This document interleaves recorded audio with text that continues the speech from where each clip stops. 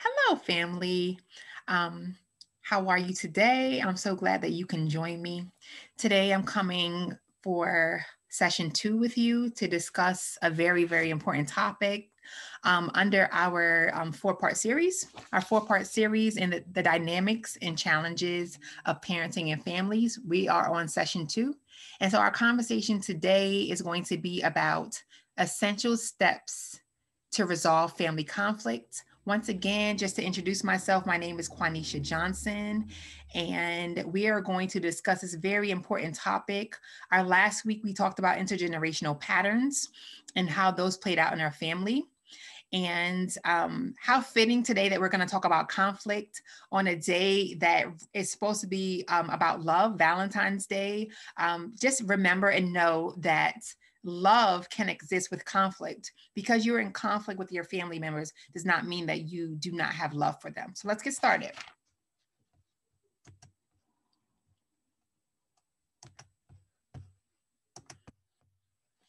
Okay, here we are. Let's start. Okay, once again, we have our session 2, essential steps to resolve family conflict. So I'm going to review what we talked about last week a little bit in terms of just understanding what is a family? Like, what is a family? You know, we have to, in order for us to understand the dynamics and challenges of family, we have to understand what a family is. So we said last week that family was one word, but it had multiple and various diverse meanings, right? Each family is unique and comprised of different members.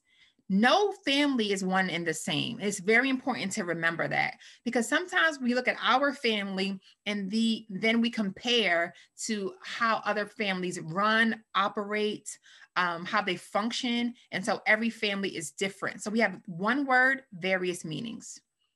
Black Americans specifically have experienced major transitions through history that impacted the Black family. Like, we cannot talk about everything involving family today without looking back and seeing the impact. So slavery, we had slavery to serve as a division, divisiveness, dividing the Black family, right? Scattering, being sold, just to divide us for different reasons. Emancipation, we have where there was freedom, and we saw Black family members searching for lost loved ones. So the challenges that play into that, from the disconnect of your family to the bringing back of the family. Then we have Jim Crow laws that were into play, which were new codes for social segregation.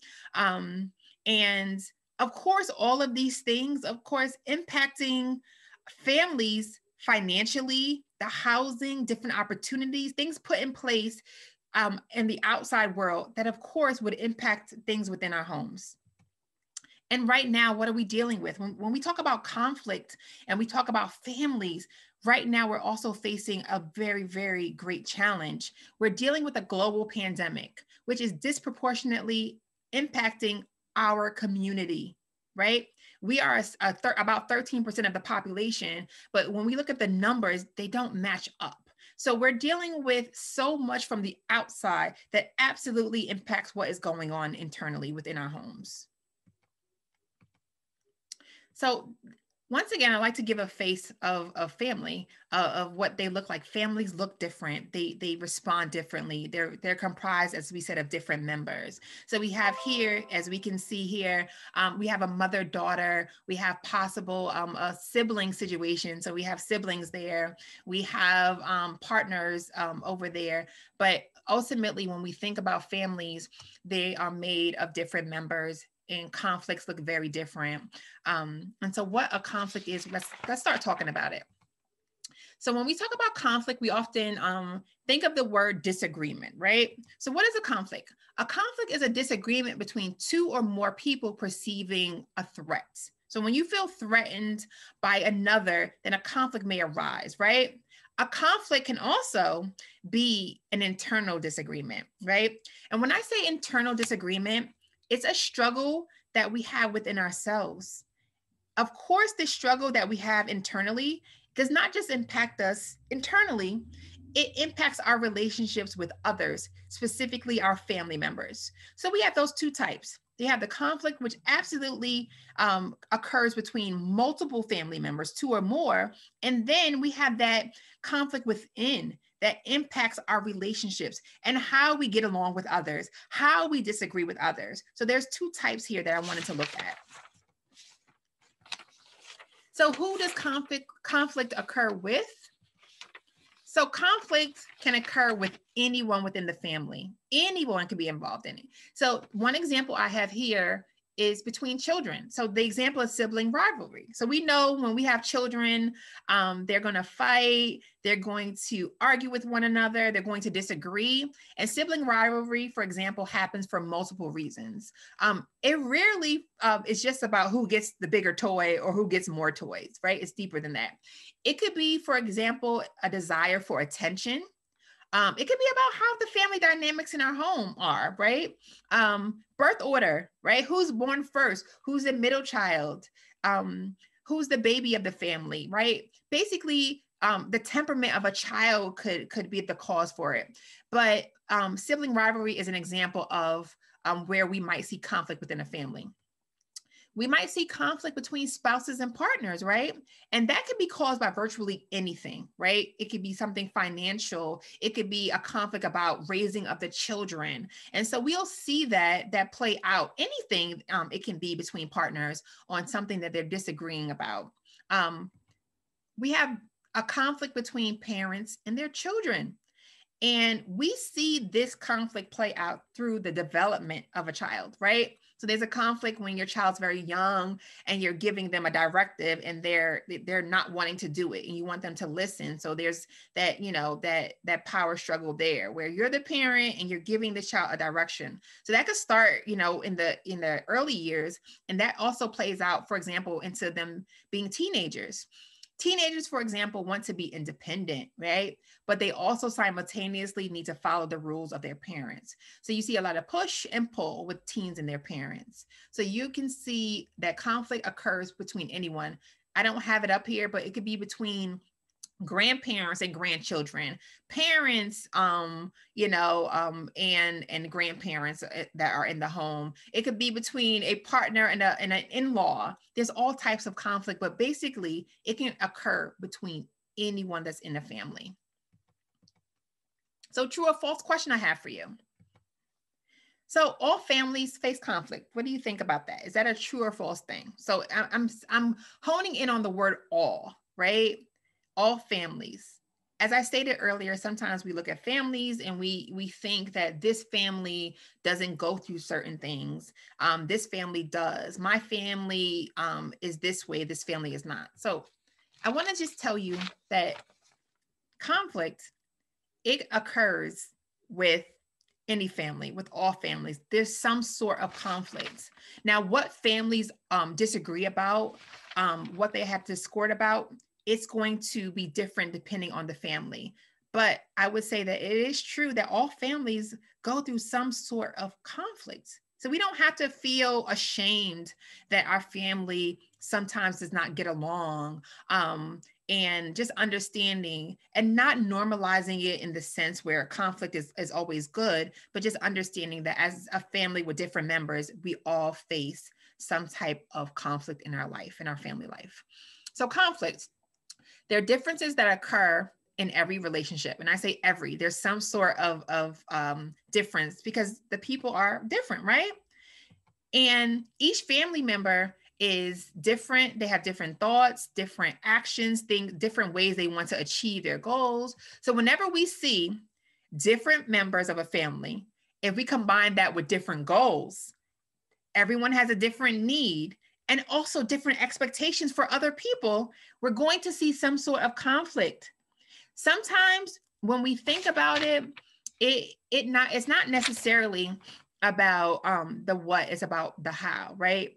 It's about how we operate when we have conflict. It's about those things. So it's very important to understand these are the things that make up conflict. The members, the goals, the needs, and the expectations, there will be some sort of conflict that will exist. So true or false again. All conflicts are intense and negative. So guess what? Not all conflict is negative. Not all conflict is negative at all. Sometimes, like I said earlier, it's not about the conflict itself, but about the method of resolution. We want to look at how do we resolve conflicts. It's not about the what, it's about the how, right? It's not about the what, it's about the how.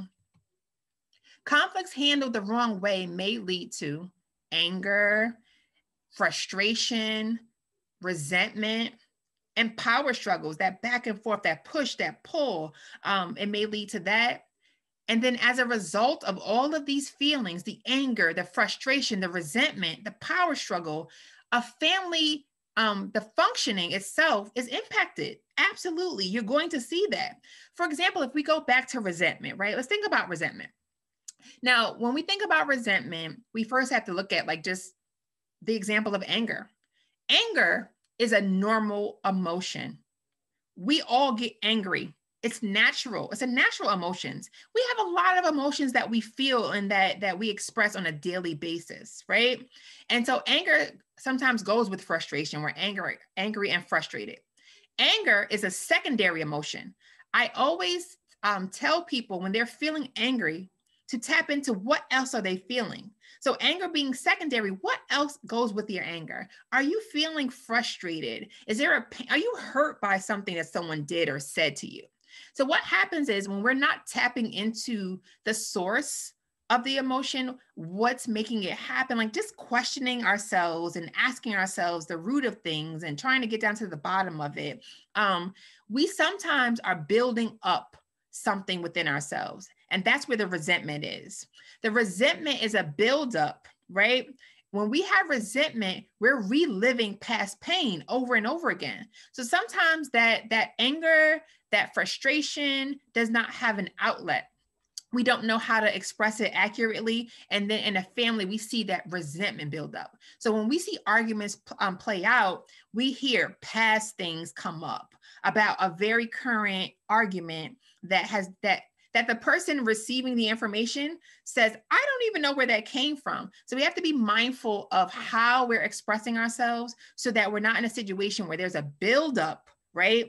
That's going to ultimately impact the family functioning, right? If you're angry, how are you interacting positively with others within your home? Right? Think about as a parent, I'm feeling angry. I wasn't allowed, or I didn't feel the space that I had to express myself. So now I have this buildup. So when my kids approach me, I may not be as positive because I have this feeling inside of me that built up that I wasn't able to express appropriately and effectively, right? So we want to be mindful with conflict. The importance of the resolution is that we want the family to function in its best way. So we don't want to have anger, frustration, resentment build to a place where our family functioning is impacted.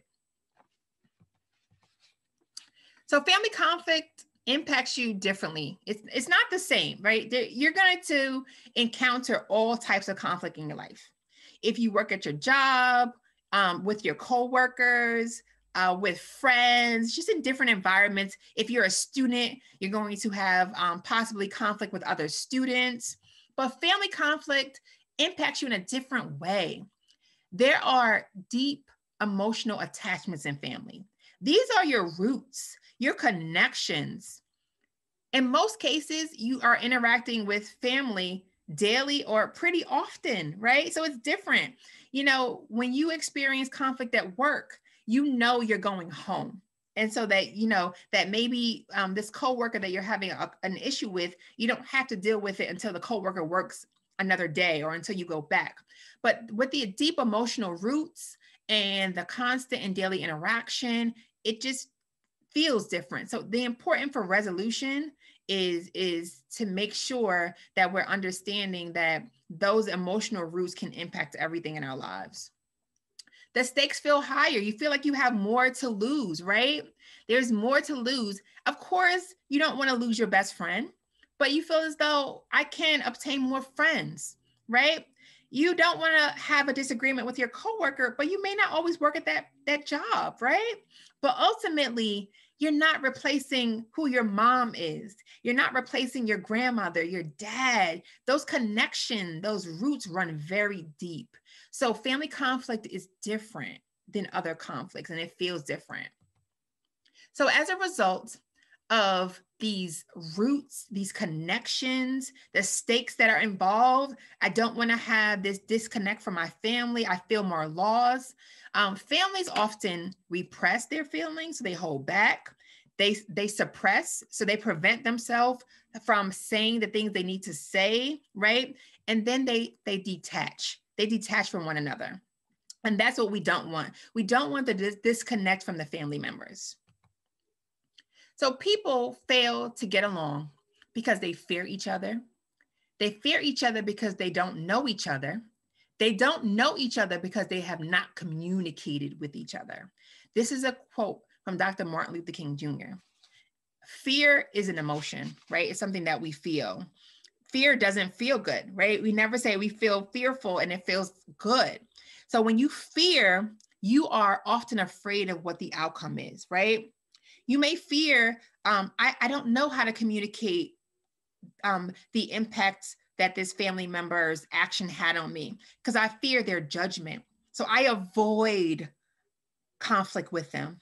I don't want to talk to them about what's been really bothering me because I fear rejection. I fear not being heard, right? So then if you constantly walk around with that fear of that unknown, how are they going to respond to me and my feelings? How are they going to respond to my pain? Then how do we know each other if we don't communicate with one another? So this quote I feel is very, very fitting in connection with conflict, because often conflict is about the fear of the outcome, fear of judgment, fear of the rejection, right? Not knowing one another, not communicating effectively with the people that are in your family. So let's talk about types of conflict. There are different types. So we have content, value, and ego, right? So content is about disagreeing over information or issues, right? So let's say we have partners, spouses, and one mom wants to, you're up to buy a new car, and mom wants a minivan. She thinks it's practical, it works for the family, but dad wants an SUV, right? Simplistic, but it could create a conflict because there are different desires, different goals, once again, different family members and how they express it, right? So that's a disagreement about an issue or some type of information. And then we have conflict over a value system, right? If we have different values in our family, right, that might cause conflict. I'll give an example. I may say that I want a clean home, and cleanliness is my value. It's very important to me. If there is clutter, I don't feel good. I feel uncomfortable. And so that's my value system. So I feel like I want cleanliness. I might have a teenager at home that hasn't tapped into that value. So now my teenager, I feel as though the kitchen should be cleaned immediately after dinner, no dishes in the sink. But my teenager feels as though, it could be done tomorrow morning, right? They don't have that value. It's not a big deal. Dishes in the sink overnight are not the biggest deal. It's not a part of, at that stage, their value. So we might have a clash or a conflict about me wanting something, valuing something, and them not sharing in that value. Then we have ego. So a family member's perception of self is a part of that conflict, right? So one family member is thinking, if I give in, right? If I back down to her or him, then I won't get the respect. I won't get the respect. And that might happen with a parent. If I let that child have their way, they won't respect me as a parent, right? Then the child might think, the teenager, the young adult, right? They're very young, maybe in the late teens. If I give in to my parent, then I won't be respected as a young, independent adult, young adult, right? So both of the family members, right, have a perception of how the other is going to perceive them. So in turn, there's this conflict.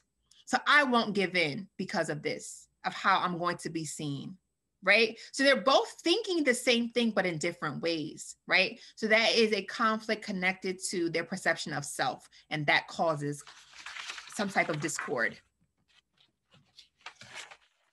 So here's a question for you. I'm all about questions. In order for us to figure something out as to motivations why we do things, we have to know, we have to identify. So how do you handle family conflict? So we have three ways. Do you avoid it, right? Do you confront the conflict, or is there a delay in response? Avoid, confront, or delay. So let's talk about avoidance first and foremost, right? So when we think about avoidance, it does not solve the problem. Because you're making a decision to not deal with it, the problem's not gone. It doesn't go away and fade away, disappear because it's not dealt with, right? When you avoid, you still feel something, but repress your emotions. So you could now say, I'm not going to deal with that situation, but you still may be hurt from it, impacted by it. So remember, avoidance does not solve the problem, right? We don't want to avoid as a means to say, well, it'll just fade away. It'll go away. The problem won't be around if I don't deal with it. So when you're asking, how do you handle, you need to understand what is your traditional style of dealing with the conflict. Avoidance often builds what I talked about earlier, which was that level of resentment, right? We don't want that buildup that's within us because it was something that should have been addressed, discussed, dealt with, and we did not. So avoidance often builds the resentment. Other families who are not involved can be impacted when you avoid things. It affects other people because you're not demonstrating how you feel about a situation verbally. You still, in a nonverbal way are communicating your emotions all the time.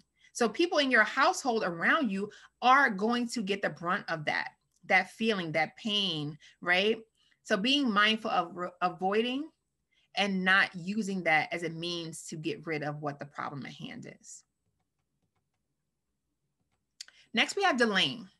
Okay, so sometimes delaying is necessary because things need to cool down. If you are on a level 10, right, and approach someone about a concern or there's some sort of conflict, it may not go very well, right? So communication, when you're delaying it, is just postponed. And I underline postponed and not avoided. It's not the same word, right?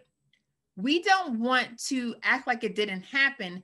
But if you're on, like I said earlier, the level 10, it just may not be the right timing, right? It may not be the right time. The communication is important, but maybe not at that moment. It's important to understand that the timing is everything in situations, right? There are certain situations that need attention and needs to be addressed immediately, right? Because it connects to someone's health, someone's wellness, right? Someone's safety. So you do not want to delay confronting something, right? When it comes to those things, right? But it's important that you not wait too long when you are delaying communication or delaying dealing with the conflict. If you wait too long, right, those emotions, right, that frustration happens. And then what might happen? Then someone explodes, right? Putting something off, but still feeling those feelings, right? Saying maybe I won't do it right now, but then the buildup is happening day by day. The more that you're delaying, instead of addressing it, right? And then dealing with it and not waiting until the buildup happens and then there's an explosion and then a big argument, right? So just making sure that when you're delaying, that the goal is to possibly cool down, right? To wait for the right timing, because all timing is not good timing in a situation when you are communicating with other people, right? So confrontation is the last area. So When you are confronting, you're basically just deciding that I am going to deal with it. I'm going to face what is going on, right? I'm going to face this situation. I'm not going to run from it. I considered the timing, and now it's time to just face up to what is going on and deal with it. The important part is to be mindful of how you're confronting a situation. The timing piece, as we stated, is important. Being mindful of not misusing any type of power, right? It's not about when you're confronting the win. I need to win this argument. So making sure you do not misuse or abuse power in the situation, that I'm in it to win. You know, I want to dominate over someone. If you're approaching it that way, then confronting it won't be a positive experience. So the question you're going to ask yourself, I'm all about the questions. Do you want to be right, or do you want to have a meaningful relationship, right? Do you want to be right? Is it about that, or have a meaningful relationship? You cannot cuddle up with correct, right? You can't. You can't hug up on being correct. You can't hug up on being right. You can't love up on being right. So resolution should not be about, once again, winning, right? Or proving your point. It's not about that in conflict. Proving you're right, proving your point, because it's about the meaningful relationship. And the family dynamic, the family relationship is meaningful. Remember, there are roots there, connections. So these relationships are different. So it's about the meaningful nature of the relationship, first and foremost. So here are some essential steps to resolve family conflicts. So, as stated in our last session about identifying the pattern, we talked about intergenerational patterns. And in steps, one of the most important part for families is the identification process. Because remember the idea of knowing, acknowledging, right? Knowing what you're working with. I'm going to identify the pattern in this situation. Sometimes we're stuck in a pattern, right? Because something's passed down the line, or we're doing something over and over again. So we need to identify how our past ties into our conflicts, right? Are we carrying around emotional baggage that impacts how we respond to one another? So as a family, we sometimes hang on and have the same conversations over and over and over again, instead of us addressing the problem constructively. So thinking about that, we sometimes get stuck into these patterns, right? Relating it to intergenerational patterns, just how we see things, how we do things, how things are passed on. I think it's very important to look at that. So it's not about just replaying the same conversations, but it's about asking ourselves these questions about how we're doing this. What's the pattern? What are we doing often that's just not working as a family, right? What emotions are we carrying around that are possibly building up resentment? How are my emotions and how I'm feeling and what I'm suppressing? How is that impacting how I talk to my child, how I connect with my partner, how I deal with my mother? So you're going to ask yourself the questions, right, that are important to figuring this out and how we're going to effectively resolve conflicts. How, and this goes back to intergenerational patterns, how have you learned to handle conflict, right? How we sometimes disagree with one another in our families is passed down sometimes from generation to generation. You don't necessarily have to sit someone down and tell them, this is how you disagree. But remember, when you're growing up within a home, you're absorbing your environment. You're watching things. You're listening. You're hearing how things are going on. You're watching the verbal patterns, the non-verbal patterns, the interactions, and learning. And then taking that with you. Because remember, no one sat you down and say, Raise your voice and yell when you get upset, but you may have absorbed that. That may have been passed down from generation to generation, right? So how have you learned to handle conflict? Remember, that's a part of identifying the pattern. Like, what am I doing? What are we doing as a family? What have we learned to do as a family that we think works but doesn't work? And if we've just avoided, right, or over delayed dealing with this, it doesn't mean it has resolution. The second question is the issue at hand really the issue at hand, right? Are we fighting about what we think we're fighting about, right? Or are we just doing this and we think this is the problem, but it's not? So, are we fighting about this issue, but there's a greater issue that's underneath it, right? So, I'll give you an example. So, let's say, for an example, we have a husband and a wife.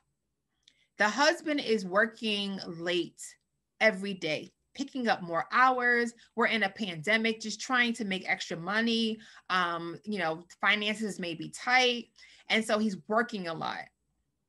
So now the husband and wife may get into a disagreement because the wife is approaching the husband about working late. And now they're in a disagreement. The husband feels as though he's working late to support the family. The wife feels as though, you're working late and you're never here. So they're arguing about this issue, right?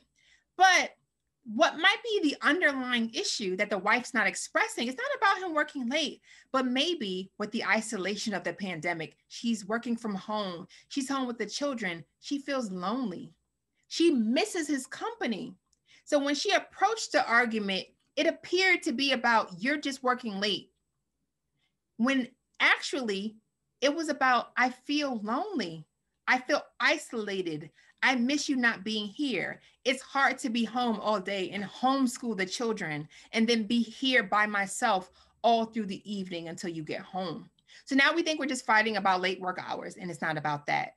So asking yourself, is the issue at hand really the issue at hand, or what is underlying, right? Sometimes in families, we got to dig a little bit deep.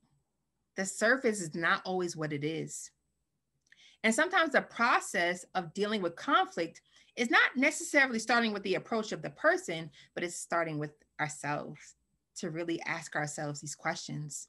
Like, how am I handling it? What did I learn from my mother as to how to approach my spouse? What have I seen? What am I making this issue about that it's not really the issue? Is it something else? So a part of the conflict resolution process is you with you about you before you bring it with someone else. So how we are raising the issue at hand is important.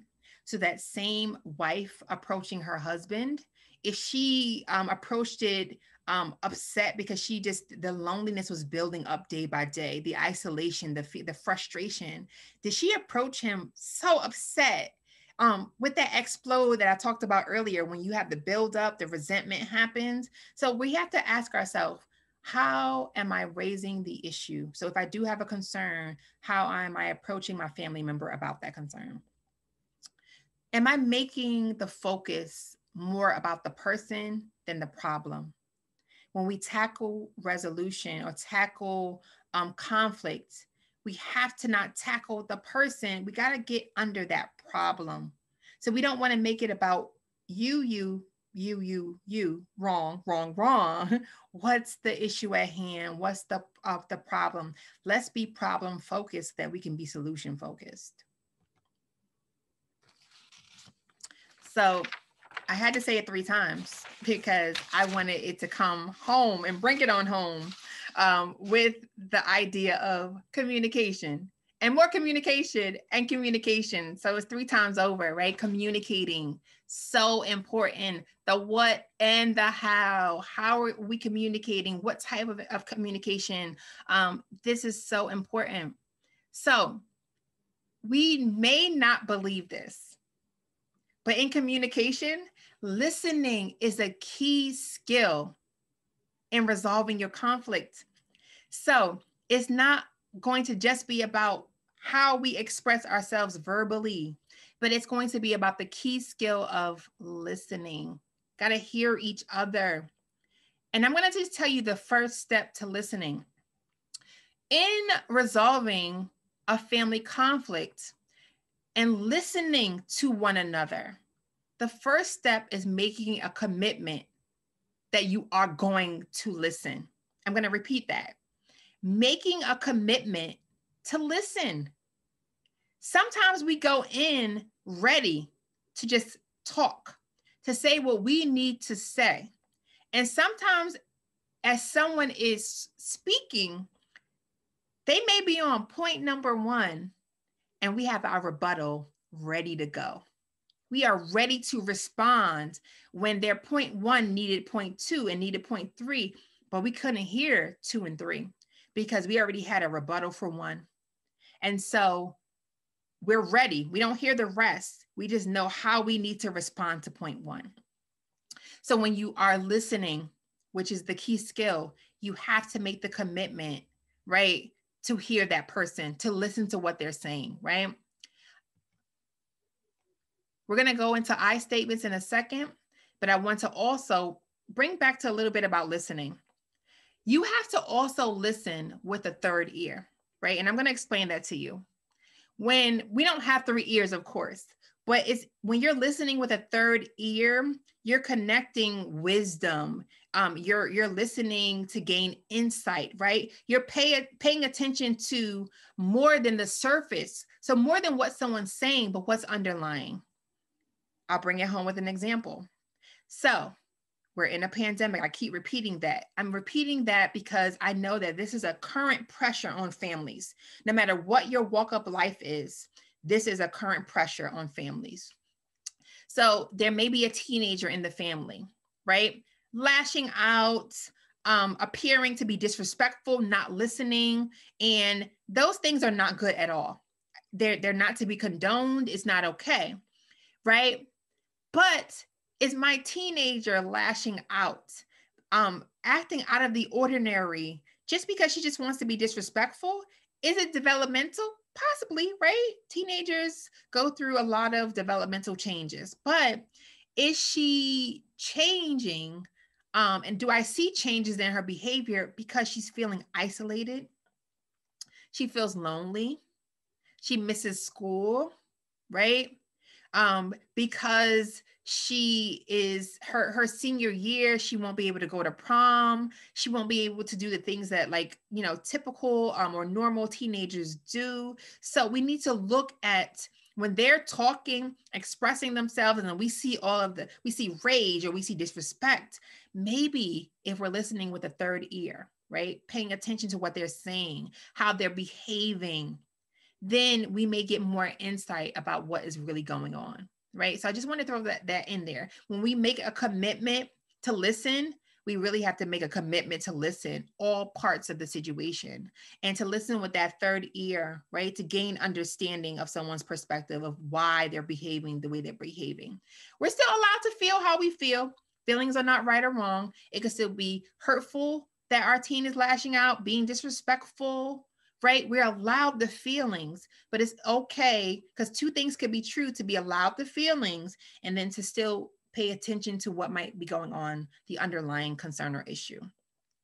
So we also want to do that, and we want to practice active listening and quiet listening. So when we actively listen, what do?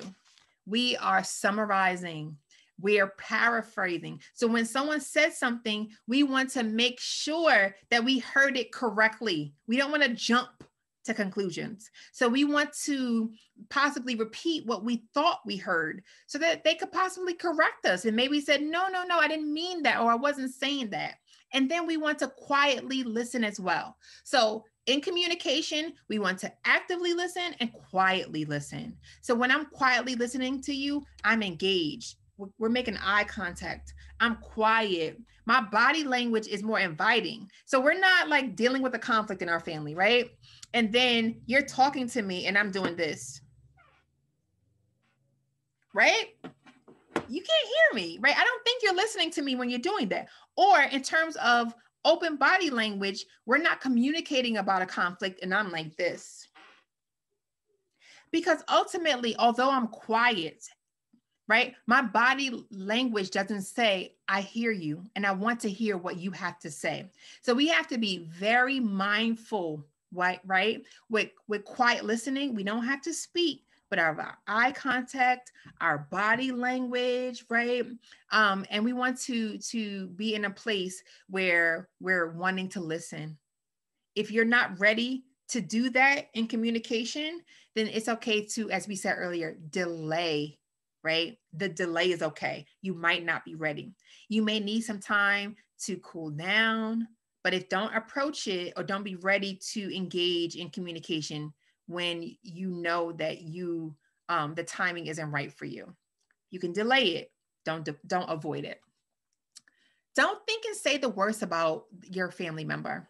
Don't always go to that place where it's the worst place that you can go, right? Thinking the most terrible thoughts. And I know historically speaking, families have patterns of communication. I know there's things of the past that impact the present. I do not want to diminish that and diminish that people are impacted by the past. There are a lot of different hurts in families. People are experiencing so much, but we don't want to always go to think the worst about someone and to think that they're trying and their intent is to harm us. So we don't want to go. The first line of defense is defense and attack and thinking and saying the worst. We don't want to label when we're trying to resolve a conflict. We don't want to call anyone any names. We don't want to do any of that. I don't think that effort is going to lead to a resolve. That's just going to incite more anger, more frustration, more fear, as we talked about earlier. If I want to talk to you, but I know I'm going to be labeled, boxed, name called, you're going to think the worst of me, then I am having a fear of approaching you, of resolving, right? So being mindful of not thinking and saying the worst and not labeling or name calling, right? Takes a lot of self-control. I know we get upset. We're human beings. People hurt us. Family members hurt us, right? But being mindful of that. So I know you know what year it is. I know you're aware that it is 2021. And why am I telling you about the year? It's to ask you this question. Are you focused on what's going on right now? Or are you in a different year? Are you in 2021 and on this day, on what's going on at this time? Are you somewhere else? Right? Being mindful of that. If you are in the past, ask yourself, what is that about? If I am talking to you right now about a situation, family member, and I am not referring to anything about what's happening right now, what my experience is right now, and I'm talking about 2019, and I'm talking about what happened in 2002, I have to ask myself a question. What is that about? What am I dealing with? What in the past has hurt me? What wound do I have that was never healed? Right? And that I looked for an opportunity right now to talk about what I experienced in 2010, right? That has nothing to do with you didn't go to the store and get the things that I wanted.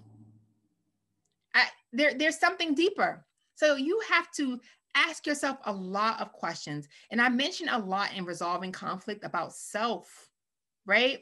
Asking yourself questions to gain resolve. If you're in the past, you have to be mindful if you're stuck somewhere of what hurt you, what harmed you, what didn't you resolve, paying attention to that, right? And so I might be using the argument that I'm having with my partner about you didn't wash the dishes to deal with other things going on. That might not be the issue. There might be something underlying. So if I'm somewhere else and I'm not in 2021, I have to pay attention to that. Am I also using the past just as a way to win the argument? If I bring up what happened last year, which they were wrong for, then I could win this argument, right?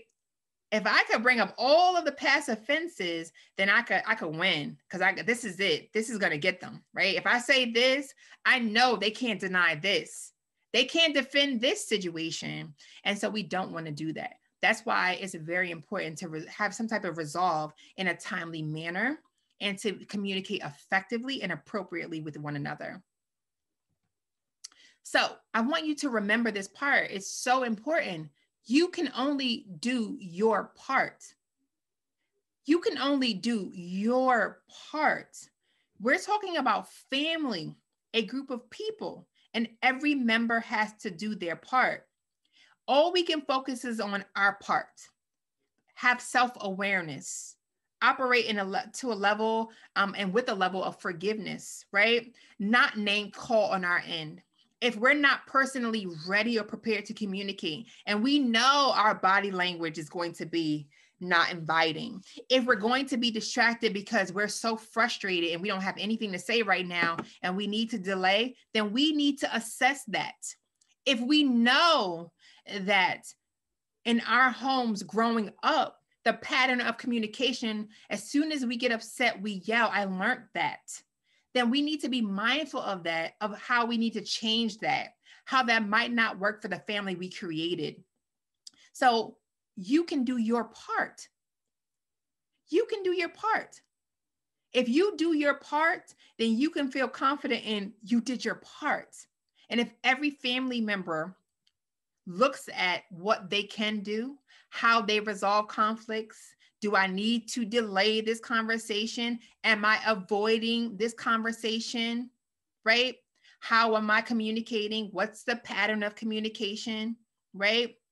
Then I think we can get somewhere further than we think with dealing with conflict with our family members.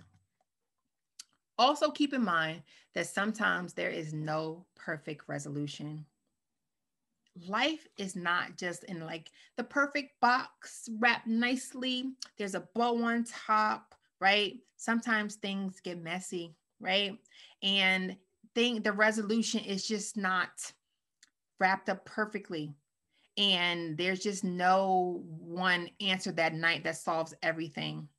And there's no perfect resolution. And we have to understand that life is an ongoing dialogue.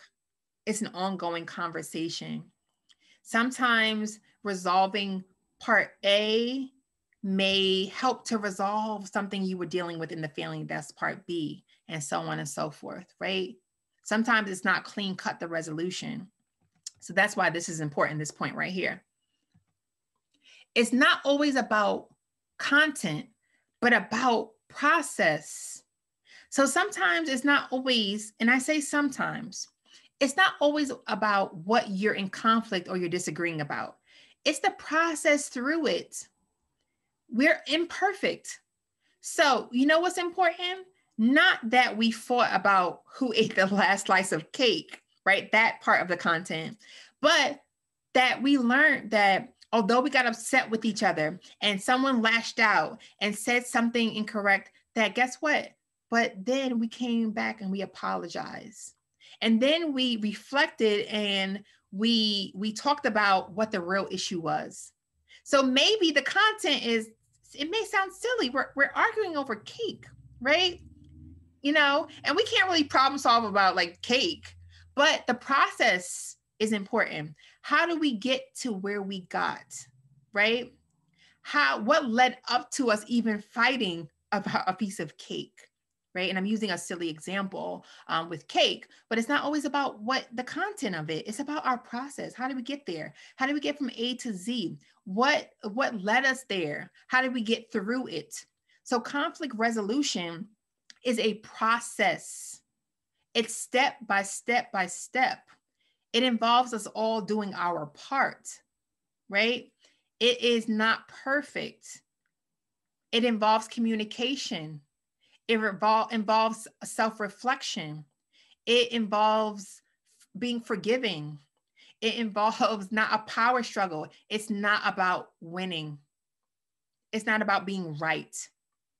Our families, we're connected, we're rooted in the family, right? So our families are important. So we want to make sure that we come together and we resolve things in a way that is positive, in a way that works for our family, which once again is comprised of different members. We can't come together and resolve it for how it works for just one person or this person or that. We can't be in a power struggle. It's not about who's right. When we think about the family itself, we think about what dynamic, what way, what means works for the group, right? And in order to do that, you got to think about the members because every family is different. So, what are we ready for now? It is reflection activity time. Okay. So earlier, I just put the slide up, but didn't talk about it because I really wanted to focus on it right now. So we had a slide that said communication, communication, communication, right? I wanted to really drill in the importance of communication when we are effectively resolving conflict within our families. So I mentioned I statements. Now, before I go into what an I statement is, I want to first tell you that when you are having a disagreement with a family member, what I'm wanting you to do is avoid the statement, you always. I've heard that so much in family disagreements. Someone does something a few times, not making it correct. I am not condoning. But when you approach someone with, you always forget to wash the dishes, you always work late and don't care about what I think and don't ask me. Guess what happens? When you always someone, they immediately become defensive. They are now not hearing or understanding what the problem at hand is, and they have to defend themselves, defend their character, right? So we want to make sure that we avoid you always. And guess what we're going to use? The I statement. The I statement is a way to communicate how you are feeling. The goal is to take ownership of your feelings without placing blame or putting someone on defense. You are shedding light on how someone's actions have impacted you. And this is a form of interpersonal communication. So when I'm coming to you, right, I am communicating about how I'm feeling. I am taking ownership of my feelings, accountability. I don't need to say you always. I don't need to place blame. I don't need to contribute into someone being on defense. I am shedding light on what the actions, the behaviors are, and the impact that those things had on me. Being very mindful of the impact that it had on me. I don't want to attack you because we're not going to resolve anything if anyone feels attacked. We don't get anywhere. And remember, I said earlier that a lot of conflict resolution is about you, it's about me. It's an individual process, right? It's about what do I have an internal conflict? It's about dealing with ourselves as well, because we don't have any control over someone's response. We can only do our part. And if every family member does their part, it's helpful to resolution. So I statements. Let's go over what it is. I feel, when you, because, and this is what I need or would like, right? So I feel, when, because, I need or would like. So let's use the example that I gave you earlier when I gave the example about the husband working late. It's the pandemic, right? The wife approaching the husband, but maybe not in the best way because there were underlying feelings, underlying emotions, and she did not approach the situation. It was building up. So she approaches her partner. I feel lonely when you work late 7 nights a week because I'm having a hard time during the pandemic, because I'm feeling more isolated now because I'm working from home. I would like, or I would love if you could just take 2 nights a week and stay home with me. I feel, when, because I would like, or I need, right? I am taking ownership of how I feel, what my experience is. It's not about the blame, because if you self reflect, it's not about telling someone that they're wrong. It's about what's the impact of the behaviors? How am I feeling? Dealing with those feelings. Remembering and me reiterating, feelings are not a right or wrong thing. They just are sometimes. They're not always logical. You're right. Feelings don't always make sense to someone, but it's important to utilize I statements in communication. So your turn. So this is what your reflection activity. Get your journals out, right? I want you to think of a conflict, right? So it could be something that occurred today. It could have occurred recently. Think of a conflict that you had with a family member or close friend. I want you to write down what happened from your perspective. And I'm saying that because everyone has a perspective, right? Perception is reality for us individually. How we see it is real to us, right? So write down what happened from your perspective. And then I want you to create an I message with the goal of communicating in an assertive way without blaming the other party, right? So we want to be able to communicate assertively, not aggressively, not passive aggressively, not passively, right? But the I statement, the I message has the goal of taking ownership of your experience, of your feelings, right? So once again, think of a situation, a conflict that you had, an issue, and write down what happened. Like, what really happened? Did it turn out to be a blow up? Was it negative? And just, I want you to think about how you work through this with the person, and just instead of what you did, what could you have done utilizing the I statement? How could you have communicated more effectively utilizing an I statement? So I want you to practice that in your journals, and go through that activity, see how that is for you, and go through that activity, and definitely we will do this more and more.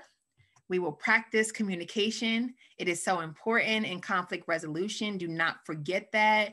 Don't forget everything that we talked about today. These are the essential steps to resolve family conflict. All families are different. Don't forget that, right? Everything does not look the same depending on the family that you're a part of, but resolution is important. This is an ongoing dialogue, right? We got to keep the conversation going and keep this connection going with our families, and figure it out and do our part.